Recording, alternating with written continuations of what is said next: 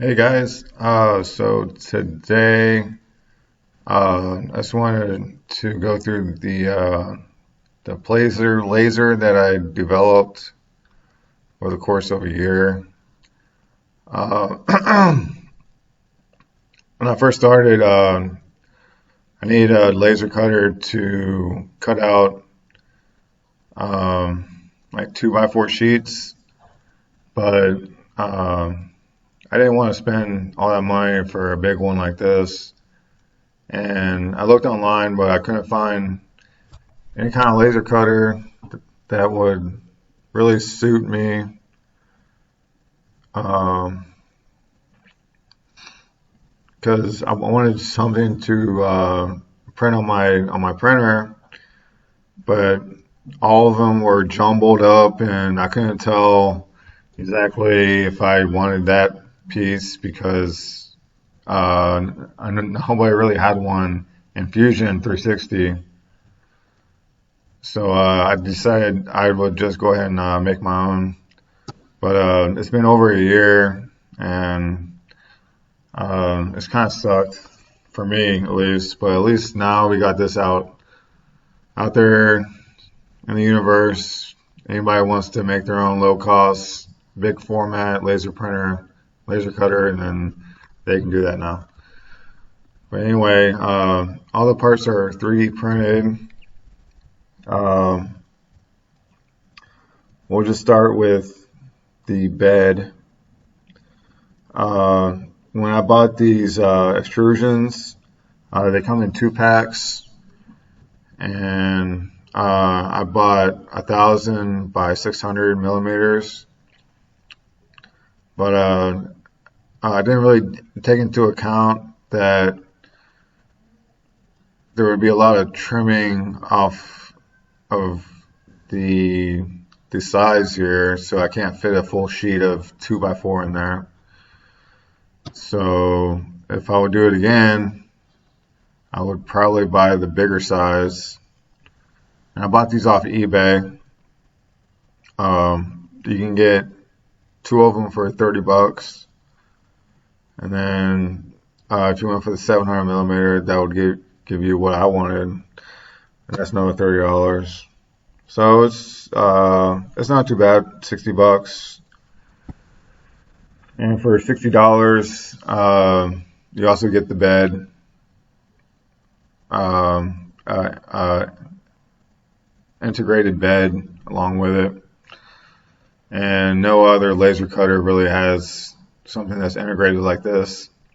And so it's a lot easier to make sure that it's all level, and um, and it makes the printer a lot easier to work with.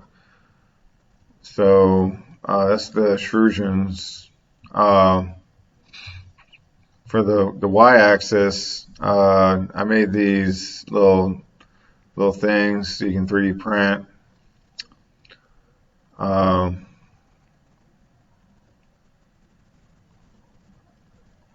let's just take a look at one of these. So this design, all you gotta do is throw a belt in between here, and then this has a screw insert, and you screw it down and to hold the belt, and then the stepper motor can go up and down with that belt, and that's what this hole is for. And then these two things, you can put an M3 nut through here to hold the extrusion down, and that holds that pretty tight. That's for the stepper motor. Uh, the wheel just sits right in between these two things, and it's a pretty tight fit, so you don't have to mess with washers or anything. You just put the wheel in there, you put an insert right here, and you put an insert right there, and then you put an M5 bolt across it. Really, you could just put the M5 bolt in there to still hold it. I mean, because it's pretty much exact on it. As you'll see, actually this could move up and down a little, but this goes exactly right there. And when I say exact, it's pretty much exact. And the only really problem you would have when printing these things, this is the most complicated part. And when you 3D print these, you just got to make sure that there's nothing right here that you can't pull out as a whole, because if there's any support structure or whatever right here, then it's going to catch on to the extrusion. And that was the only problem I really had when I printed it. Well,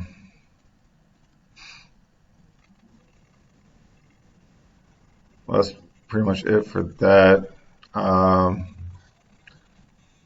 This whole this thing, I forget exactly what it weighs, but I think you can print the whole thing out of like 2 rolls, maybe 1.5 rolls. But beyond that, you got the Y-axis cable chain.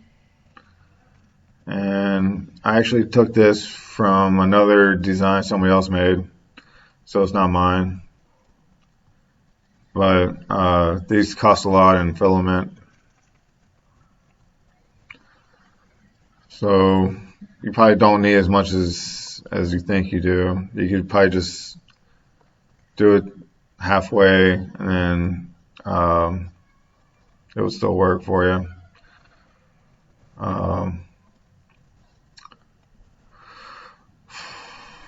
But these aren't my design, but these are these little holders. We can take a look at those real quick.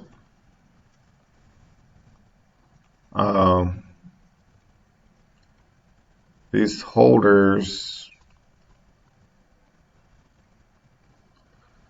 all you gotta do is put a little T-nut right here, and these 2 things will hold it right there. And you put a T-nut in there with an M3 bolt that's about 6 millimeters long, and you slide it into the extrusion down there. You slide it in, tighten it down, and that's that. So that's how I did the whole everything else also. But the top here, I just made this thing. It fits in there real nice. You might have to sand it down a little bit, but it'll fit in there, and it'll hold this thing. And that's the Y-axis. For the X-axis, I had a little bit of fun here since I had already designed the Y-axis last year. And so I took my time on this one. For the laser module, this is specific for the Niji. Niji E40. This is a really great laser. I can cut up to like 5 millimeter wood. I don't really have any complaints about it. They have another one called the E80, but you would need a Z-axis to cut through really thick wood. But I might upgrade this laser cutter to use this laser next year or something. But I got really tired of having to unscrew the thing and lift up and down the module. So I just put in this Z-axis screw, and it has just M5 rods down through here to hold it really tight. Because you gotta have the laser level.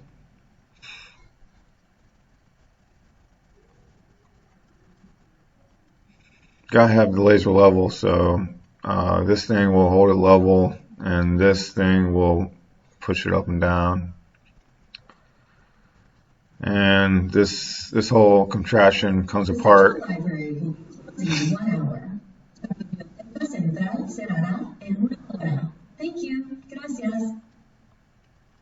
And this whole thing, this thing right here, holds the bolts for the eccentric nuts onto the x-axis rail. And this is for the stepper motor. I just put something together and it worked. So this is what I did. This whole thing right here is for the chain mount, the cable chain management, and here's the cable chains. I just got to print a bunch of these, and then it comes up here and it attaches right here. It worked pretty well on my printer.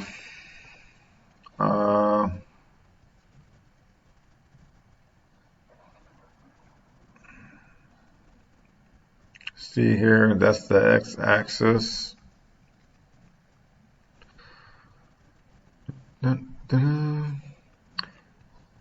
now we go to the back end here. This right here is for the controller I have, which is this one. Cost $30. It's worked pretty well. I haven't had any problems. It's a controller, I guess, nothing too special, but I just got screwed in here and it holds it right there. This is for my air assist, and this is the air assist I got. I like this a lot, not too bad. And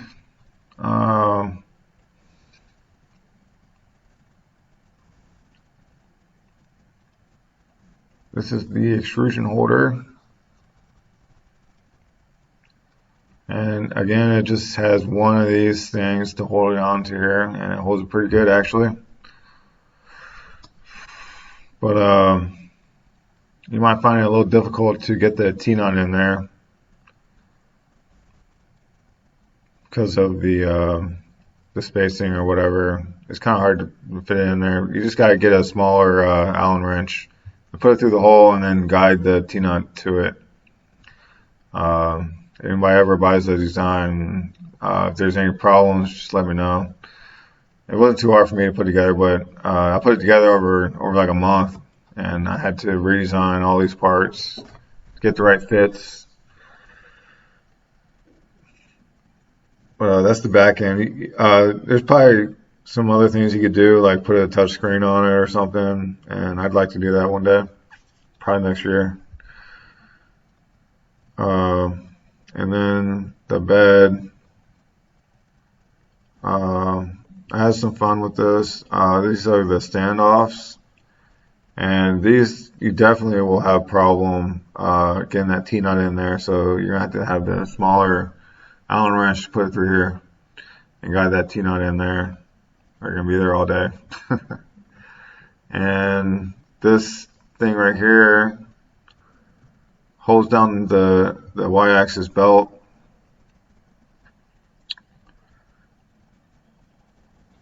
Yep, that knob. Let me see if I can find that. There's that. So this is the knob, and I just screw that in there, and it holds down the belt for the stepper motors.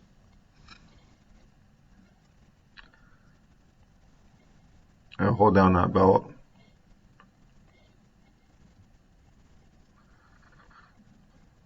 Works pretty good. No problem with that. For the bed, I just have these nonchalant things right here. And you just put an M3 nut through there, and then you gotta drill a hole. And I just put an M3 nut through there too. And then I just made one little accessory. I'm gonna make some more pretty soon. As soon as I get to the actual laser cutting part, I'll be making more accessories. But this is a corner finder. You just put the piece of wood on there, and you put the corner right there, and then if something didn't cut out right, then you just put the wood back, and you can recut that one spot without having to resort to a Dremel or something. And this is just my first attempt at a bed in a bed, so you can put a small part in there and you can laser cut it without having to, you know, deal with this spread right there. That's pretty much it. I can't wait till next year. I can't wait to see what I make for next year. Should be twice as good. Let me just go through some of the things you would need to buy. I bought this assortment kit. If you get the T-nuts, then you might as well just buy some of these extra M3 nuts in case you need some. And these are the centric nuts. This is my first time using these, and they work pretty good.